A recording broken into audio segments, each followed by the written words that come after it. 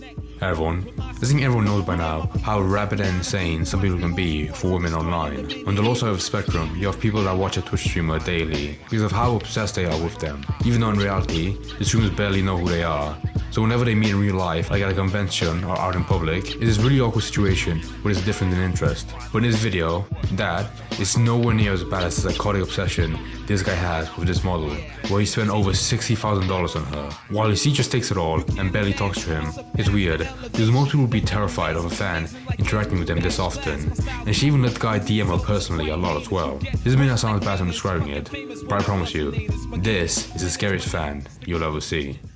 So recently, I'm excited for this. I love stories about people who are just butt fucking insane. So we have covered a lot of individuals on this channel that I would consider to be down bad simps. You're super pretty. You're super short. But recently a man Telling an Asian guy that will just fuck him over so bad mentally. Yes, Skippy, you somehow have been dethroned. And he's down astronomically not only because of the financial implications of his choices, which range up to nearly $100,000, it's also about him being a diabolical creep. It really all started when a woman named Ruby Rose dropped this tweet on the timeline, where she announced that she had met up with her #1 fan from OF. I just know this room smelled crazy. For those of you who aren't I just saw the gayest shirt design ever. #1 fan from OF.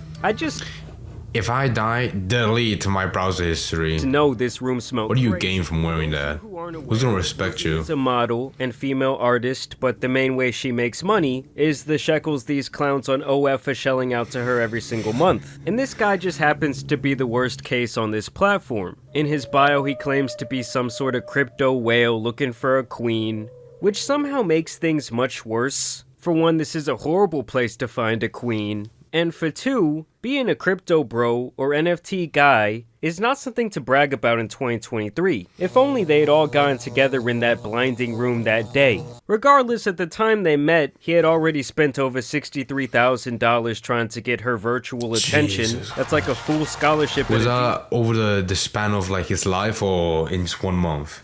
Either way, both options are horrifying. Car for that price, a huge down payment on a home. Like, these guys are worse than those men who do the mail order bride thing, or even the ones who talk to some dude behind a MacBook posing as a Russian woman. And the most hilarious part to me has to be the fact that he didn't even get to put his arm around her in the photo with his musty ass. I love those pictures. 63,000 smackaroos, and I don't even get a handful?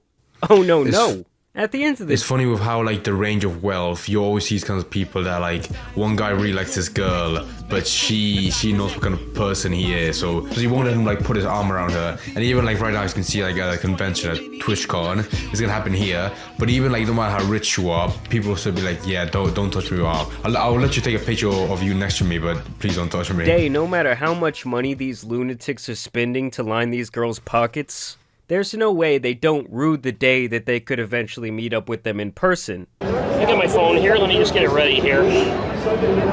How's it going, fam? I missed you guys. You look great as always, Caitlin. Thanks. I mean, if I was lucky enough, if I was a woman as big as Amaranth, I would just treat my fans like shit, because they would still appreciate me no matter what. Thank you so much. All right, you know, if someone had told me that you and I would see each other in person twice this year, I would have said they were probably loony in the head. That's crazy. But I'm telling you, man, I guess it just worked out that way, you know? Yeah. All right, take care. You have a great day, Caitlin. Thank you so much. Bye. I hate when people call like their favorite streamer by their first name. I would say it's fair to guess that he could be stalking her. His shirt even says, "If I die, delete my browser history." Like, what the f*** is that? Seems like a good way to end up on a list with a black SUV parked outside of your house. And our suspicions of this man being crazy were confirmed by these alleged text messages he sent to her after they met up. She even has his number saved in her phone as Brian Weirdo F Fan, and he asks why she's not answering his messages, saying, "Why don't you love me like I love you after investing so much money in this parasocial relationship?" Like, this dude is on some Stan shit. He goes on to say that he wants to be her king and that he would give her anything she could ever ask for, even going as far as to say they could be in a one-sided, open relationship as long as she sticks by his side when she comes home at night. I have never felt this way about anyone. I want to marry you. I want to have a family with you. I want to only be with you and would give up and quit everything just for you. Like, little bro, she don't even know you. You are in a relationship with your phone screen, my boy. The text goes on to detail his fantasy life of spoiling her with his Bitcoin wallet, saying that she's all he can ever think of every waking moment of his sad existence. You were on my mind all day, every day, thinking of how you smelled in the hotel lobby when I first saw you. It's also suspicious to me how he ran into her in a hotel lobby where she was likely staying. Like, I really do wonder how long he was trying to track her down. Oh, and after absolutely. sending her countless text messages... I'm sure it wasn't that hard you've been found.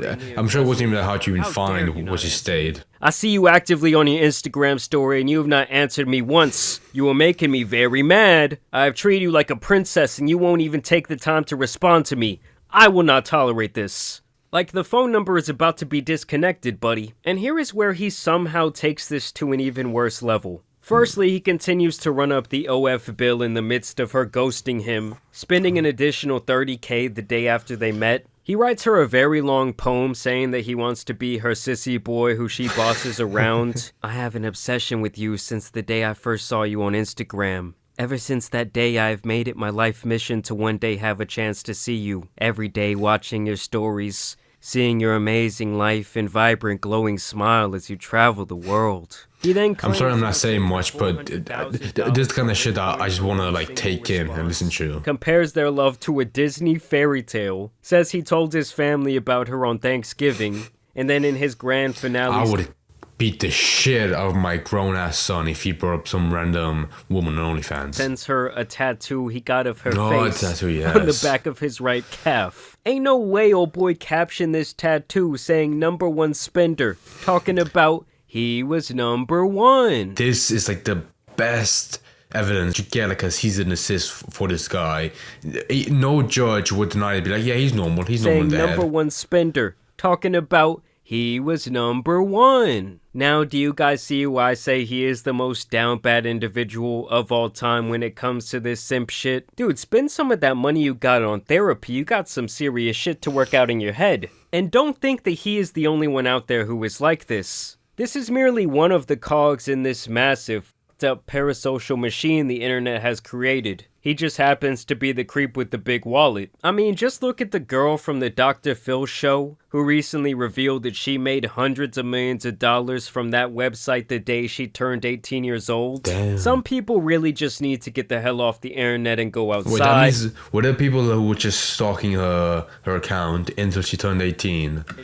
So it wouldn't be illegal. Real connection, because if you're to the point where you are sending any of your money to someone who will never even truly care that you exist outside of taking you for a ride, you are living wrong. For these women, you really better watch out. You never know who is truly behind that other phone or computer screen funding your lifestyle. But I do wish the best for her. To be honest, I would have replied with my Cash App to at least get that $400K in Bitcoin before blocking this clown for good, because she's definitely gonna have to use some of that money to beef up her security. But y'all... No, absolutely.